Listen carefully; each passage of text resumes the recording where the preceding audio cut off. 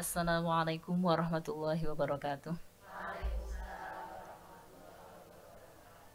Alhamdulillahirabbil alamin wassalatu wassalamu ala asyrofil anbiya'i wal mursalin wa ala alihi wa sahbihi ajma'in amma ba'du. Ibu-ibu semua yang saya cintai dan saya banggakan. Alhamdulillah hari ini kita berjumpa kembali ya Bu dalam kajian fikih wanita di pertemuan yang ketiga nih. Nah, yang selanjutnya ini hal-hal yang harus dilakukan oleh wanita yang sedang istihadhah ketika akan melakukan sholat.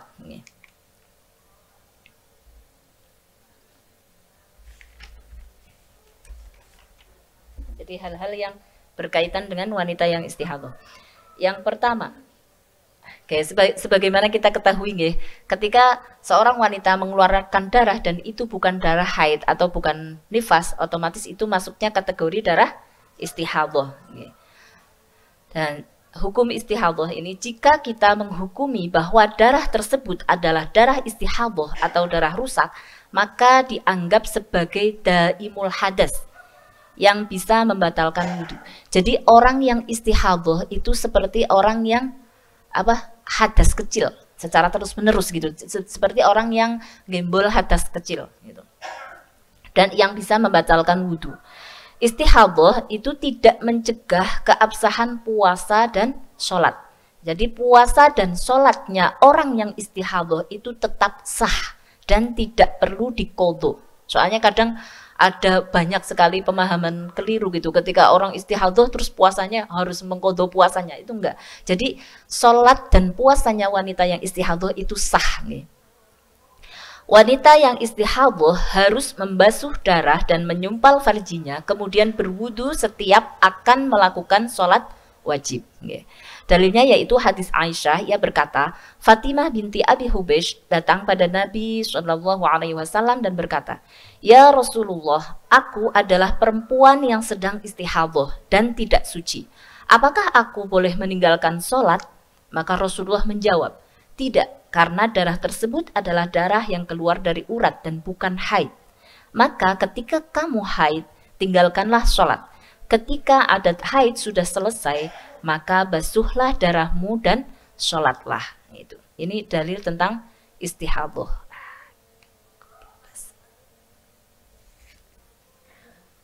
Nah, ini hal-hal yang wajib dilakukan mustahadhah ketika hendak sholat. Hal yang pertama yang harus dilakukan oleh wanita yang istihadhah yaitu membersihkan farjinya sebelum wudhu. Jadi membersihkan ya sampai benar-benar bersih, ya, sampai sudah sebisa mungkin sudah nggak ada darahnya gitu. Kemudian setelah sudah membersihkan, sudah dibersihkan, wajib menyumbat farjinya dengan semacam kapas. Ini harus menyumbat farjinya, nggih. Hal tersebut untuk menahan najis yang keluar atau meringankan, dan hal tersebut diwajibkan dengan dua syarat. Yang pertama syaratnya tiga syarat nih, bukan saya banyak yang keliru ini, lagi nggak fokus sepertinya saya nyusun materinya. Jadi syarat yang pertama, perempuan tadi tidak merasa sangat kesakitan yang tidak bisa ditanggung secara adat. Jadi maksudnya ketika menyumbat itu kok dirasa menyakitkan sekali, maka itu tidak wajib.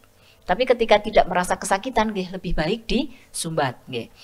Dia dalam kondisi tidak sedang berpuasa. Ketika sedang berpuasa maka tidak boleh menyumbat farjinya. Karena ketika berpuasa disumbat kan itu dimasukkan, itu batal nanti puasanya. Puasanya batal. Jadi tidak dalam keadaan puasa. Yang ketiga, hal tersebut jika memang dibutuhkan. Jika tidak dibutuhkan maka hukum menyumbat itu tidak wajib.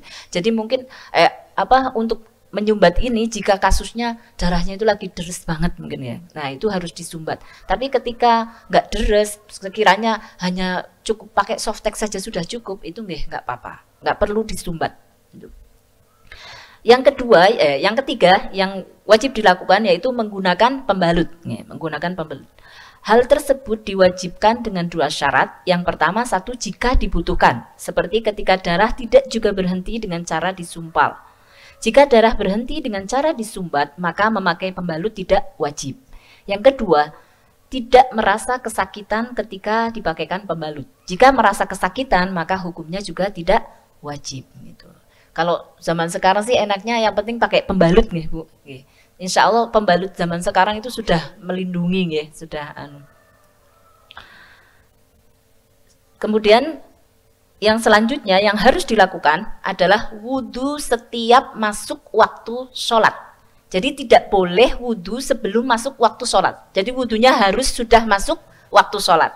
Karena bersucinya mustahaboh adalah bersuci karena darurat. Makanya wudhunya harus sudah habis adzan gitu, harus sudah masuk waktu sholat.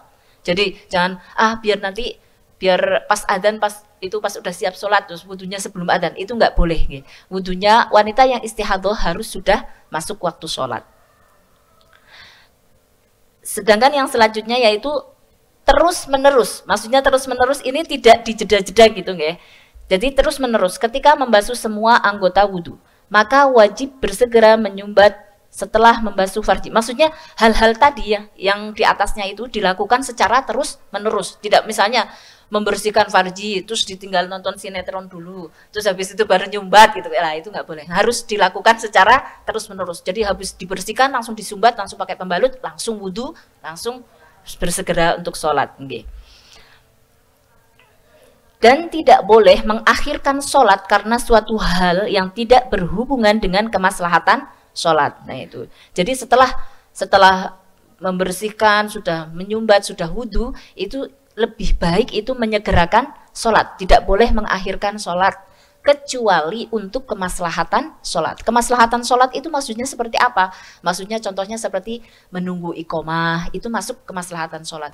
Memakai mukena, nyiapin tempat, itu masuk kemaslahatan sholat. Tapi ketika kok menunda sholatnya itu cuma karena ngobrol gitu misalnya, bukan karena kemaslahatan sholat, maka itu nggak boleh. Diharuskan harus segera sholat. Tapi ketika memang nunggu jamaah itu boleh. Jadi wanita yang istihadah itu boleh berjamaah gitu, nggak harus sholat sendirian gitu, nggak boleh berjamaah. Yang penting yakin yakin bisa gitu. Maksudnya kan yang bisa tahu kadar itunya kita sendiri gitu. Itu pas lagi deres atau enggak, itu sekiranya memungkinkan atau enggak buat jamaah gitu. Ini yang paham itu kita sendiri pasti. Dan wajib bagi mustahaboh untuk wudhu setiap akan sholat fardu.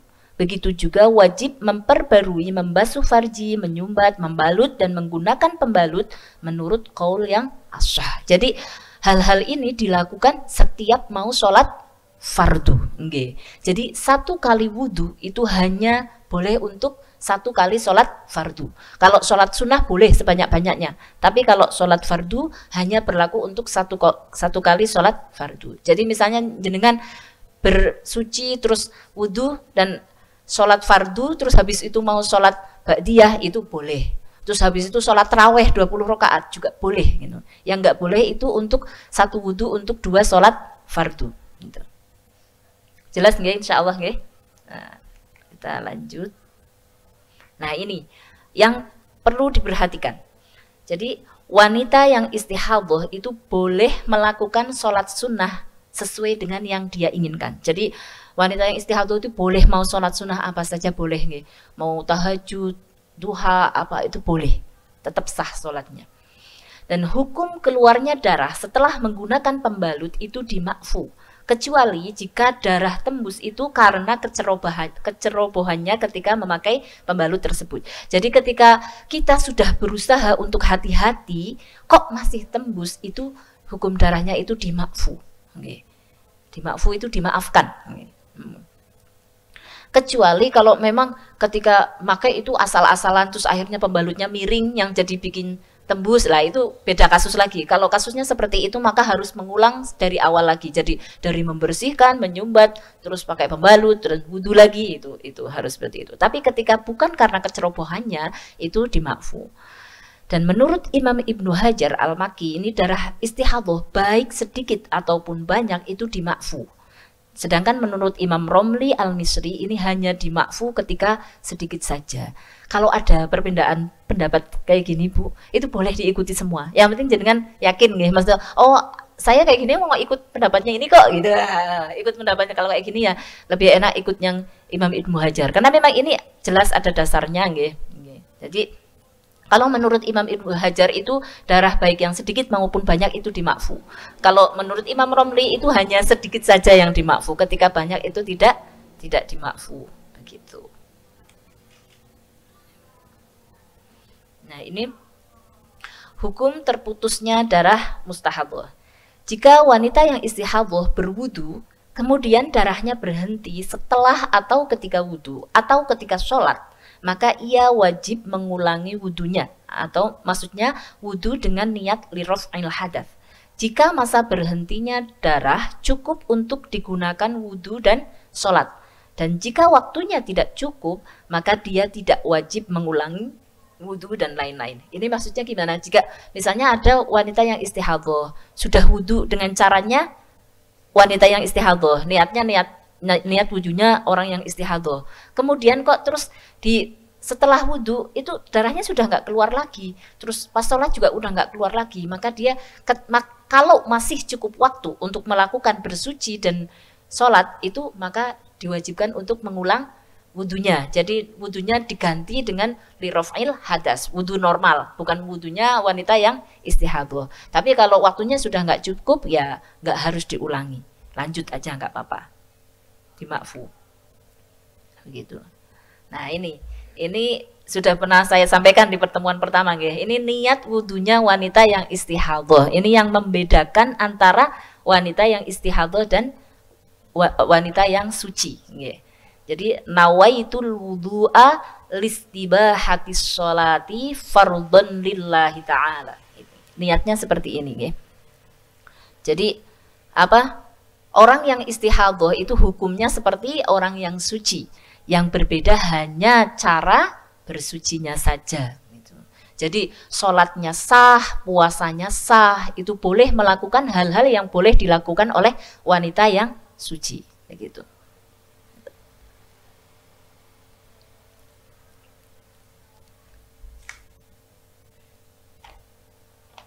Untuk pertemuan hari ini saya kira cukup nih. Monggo, misalnya ada yang perlu ditanyakan, monggo. Nggih, monggo silakan. Nggih. Waalaikumsalam warahmatullahi wabarakatuh.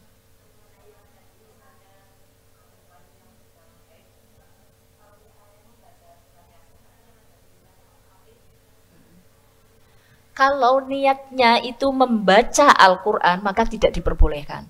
Tapi kalau misalnya niatnya itu untuk berzikir atau yang lain, itu boleh. Nggih.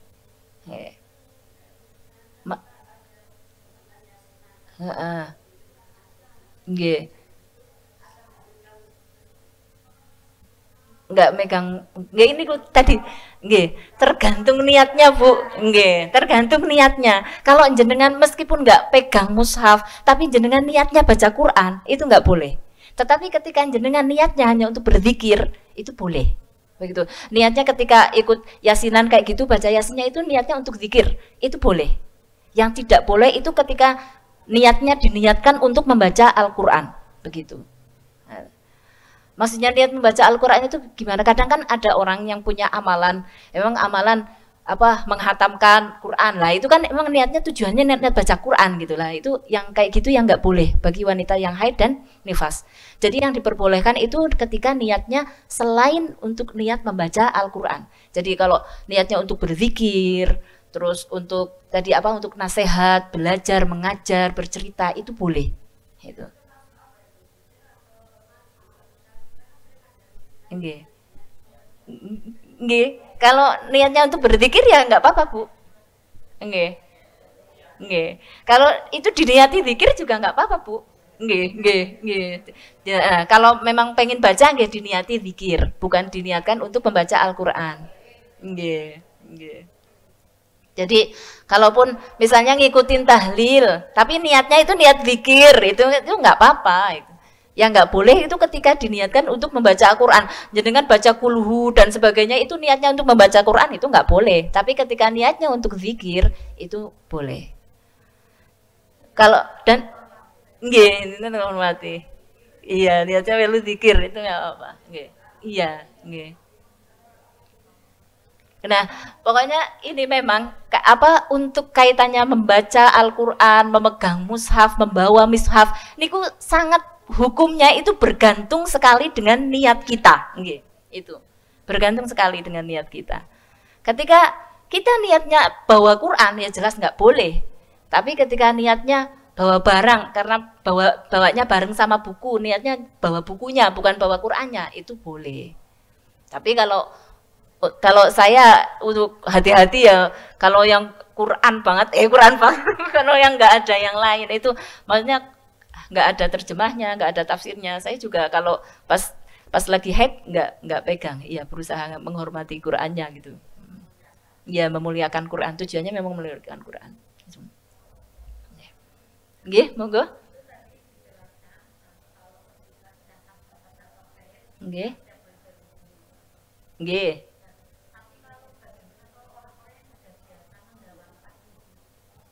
Tetap tidak boleh, Bu. Nggih.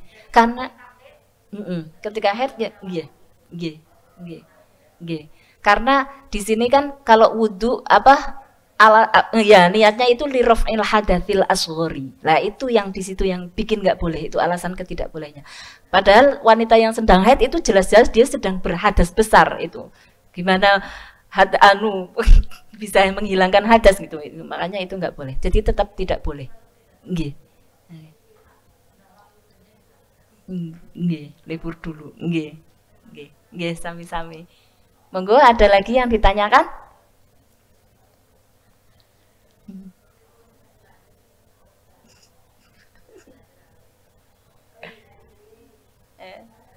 Gimana Bu?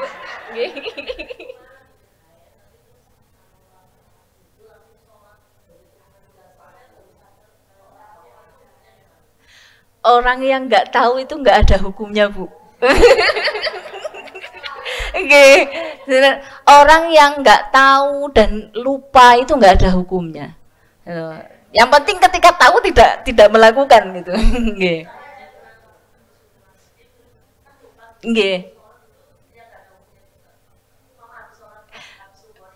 Belum mandi terus langsung sholat, lupa. Itu kalau masih cukup waktu ya harus diulangi sholatnya, mandi lagi. Iya, iya.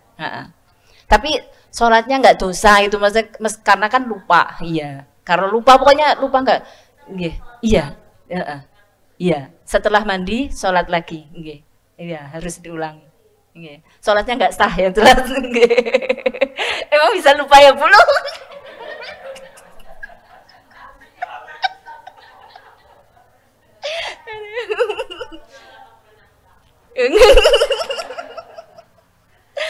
Itu orang puasa aja kalau lupa makan juga nggak apa-apa gitu, lupa minum, lupa makan itu nggak apa-apa, asalkan lupa ya, bukan sengaja melupa loh.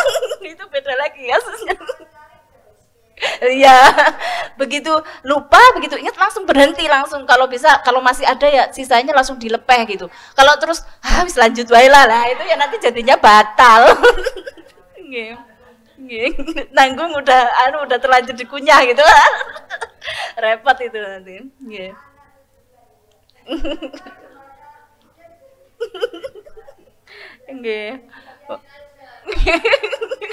Minum dulu walau.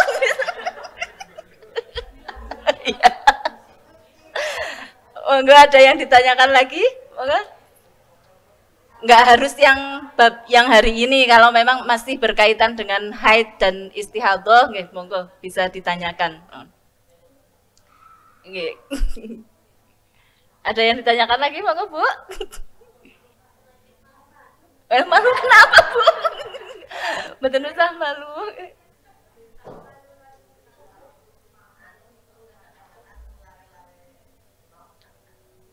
Nggih, pripun?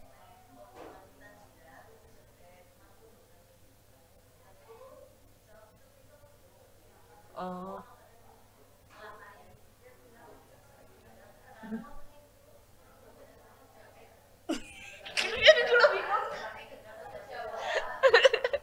Bisa tuh, tapi enggak Jadi bisa sih Bu, tapi jadi nggih. Oh. Oh.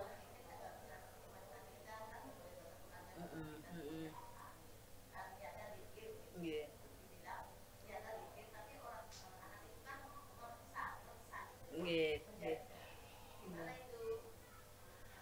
Nggih, nggih. Apa memang ketika kados niku nggih, apa kalau niatnya zikir itu diperbolehkan. Tapi kalau mimpin nggih sing afdol nggih yang suci. Karena kan nggih, heeh, iya. Karena kan jamaahnya ada yang suci, berarti lebih banyak yang suci kan gitu. Kalau kalau untuk mimpin nggih lebih afdol tetap yang suci. Meskipun nggih sebenarnya ya boleh-boleh aja sih Bu. Kalau niatnya zikir sih boleh-boleh mawon gitu. Cuma nggih kirang afdol. Lawang ada yang suci gitu kan nggih nggih. Oh, nggih pakai di nggih nggih karena tahu hukumnya nggih. Heeh. Nggih. Nggih anu ngendikan mawon kan lebih afdol yang suci gitu. Sebenarnya sih mboten napa-napa sih Bu, mimpin nggih mboten napa-napa. Tapi nggih kalau kita kan kalau yang lebih afdol ini ku nggih lebih mantep ngono cara kita berdoa niku nih lebih mantep gitu loh. Walau bagaimanapun nggih tetap kalau kita sedang haid itu rasanya itu kayak enggak gimana gitu nggih. Nek kula pribadi niku nggih kayak enggak bersih rasanya. Makanya untuk kados mimpin-mimpin seperti itu nggih lebih baik enggak gitu nek kula sebenarnya nggih mboten napa-napa asalkan niatnya itu niat zikir nggih. Nggih. Tapi nggih mboten napa-napa kok Bu. Nek misalnya mau tetap mimpin juga enggak apa-apa gitu. Cuma apa lebih afdol ketika ada yang apa suci nggih mboten napa-napa nggih. Nggih. Nggih sami-sami. Nggih. Monggo ada lagi yang belakang mungkin? Monggo. Berarti sudah paham semua loh gini. Kalau sudah nggak ada yang nanya berarti sudah paham semua nih. Nggih. Engko penampungan nggih. Nggih mbok menawi mangke nggih anu marai nggih putune nggih putra wayahipun nggih. Karena memang harusnya ini yang aktif itu yang muda-muda nggih. Niki malah mbah-mbah yang semangat ini. Memang kok anak muda sekarang itu kalah sama mbah-mbah niki aduh. Nggih. Kulo salut sekali loh niki kalih jamaah niki Masjid Al Falah sami semangat sangat. Masya Allah nggih. Keren sekali niki. Nggih padahal anu pokoknya keren sekali semangat belajarnya Masya Allah. Tapi memang belajar niku nggih sampai tutup usia minal mahdi ilal lahdi. Jadi dari sejak buayan sampai ke liang lahat nggih. Memang nggak ada berhentinya belajar. Kulo juga tesis belajar terus nggih. Anu, kulo mau tesis sekolah kuwi. Nggih. Karena memang apa ketika kita masih belajar terus semakin ternyata semakin merasa bahwa kita itu pengetahuannya baru sedikit sekali gitu. Tapi nek belajarnya kok cekap. Wah, itu rumasane kados sing tahu segalanya. Padahal kan mboten. Nah, itu. Makanya hati-hati. Ketika kita semakin belajar itu seharusnya kita semakin merasa banyak yang nggak tahu, masih banyak kurangnya. Apalagi kados ilmu Al-Qur'an ngeten iki maksudnya hal-hal yang berkaitan dengan Islam itu luas sekali. Untuk memahami Al-Qur'an mawon niku nggih luas sekali. Kadang-kadang satu ayat saja niku bisa Masya Allah nggih, pemahamannya bisa luas sekali dan bisa difahami dari berbagai macam sisi gitu. Makanya nggih pancen mboten cekap nek anu. Dan tidak mungkin ada orang yang bisa tahu segala hal, itu enggak mungkin. Yang maha tahu hanya Allah nggih. Nggih makanya nggih sak ngalim-ngalime tiyang nggih tetep pasti ada hal yang beliau enggak tahu gitu. Cuma memang yang membedakan biasanya kayak orang ngalim itu beliau apa di bidang apa, biasanya menguasai di bidang apa gitu. Makanya memang harus saling melengkapi nggih ngeten niku. Nggih. Ya, saya kira cukup nggih kalau pun mboten enten sing ditanyakan malih. Saya kira cukup. Terima kasih atas perhatiannya. Semoga bermanfaat. Nggih, semoga bisa menjadi wasilah kita dalam lebih memahami tentang hal-hal yang berkaitan dengan fikih wanita dan jadi tambah mantep ibadahnya nggih. Ketika kita mantep suci dan tidaknya niku nggih kita semakin mantep ibadahnya nggih. Dari saya cukup sekian. Wallahul muwaffiq ila aqwamit thoriq. Wassalamualaikum warahmatullahi wabarakatuh. Subhanakallahumma wa bihamdika asyhadu an la ilaha illa anta astaghfiruka wa atubu ilaik. Subhanakallahumma wa bihamdika asyhadu an la ilaha illa anta astaghfiruka wa atubu ilaik. Subhanakallahumma wa bihamdika asyhadu an la ilaha illa anta astaghfiruka wa atubu ilaik. Sallu ala Nabi Muhammad.